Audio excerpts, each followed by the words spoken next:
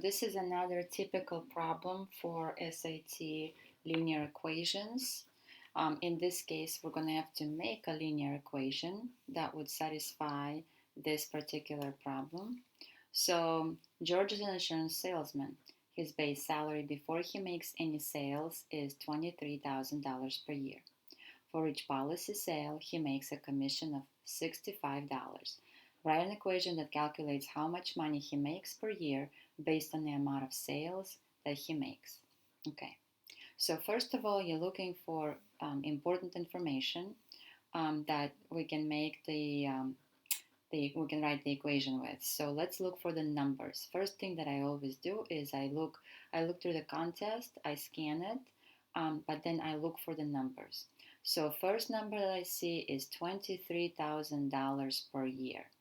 This is one number that we are going to have to use to make our equation, right? Because our equation has numbers and it has variables, right?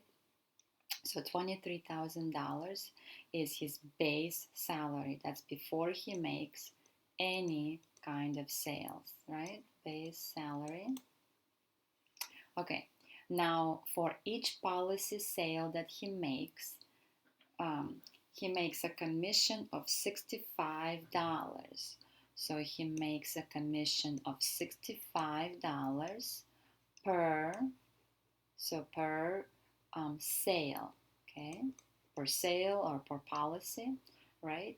So and then we have an unknown here. We have an unknown, or they do list it, but they don't say how much it is, right? So policy sale is something that is important because he makes money on each policy, but it doesn't say how many or something like that. So, and it would be X for us because it's an independent variable, right? So X is the independent variable and Y is the dependent variable. Y actually would depend on the X, but X itself will depend on how good of a salesman George is, or how hard he works, or how many hours he puts in to sell policies. So X would be the independent variable. It's something that the equation cannot control. It comes from somewhere else. Okay, so in this case, we will make policy sales as X because it doesn't state how many there are, but our equation or the amount of money that George makes per year will depend on how many policies he sells. So X will be our policy sales.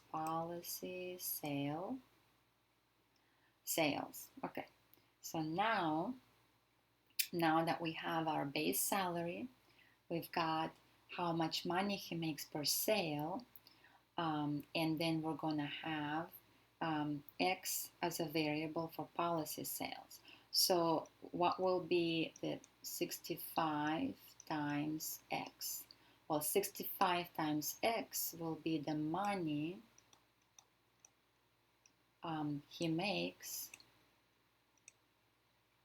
on top of his base salary, right?